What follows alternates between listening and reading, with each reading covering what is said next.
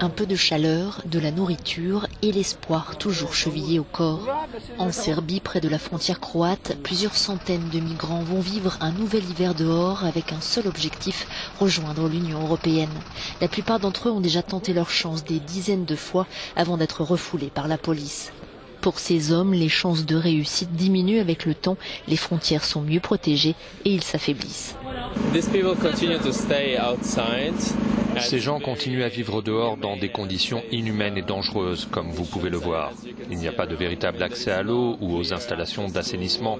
Et encore une fois, c'est une autre démonstration que nous n'avons toujours pas de moyens sûrs de voyager à travers les Balkans. Nous ne pouvons pas continuer à dire que la route des Balkans est fermée.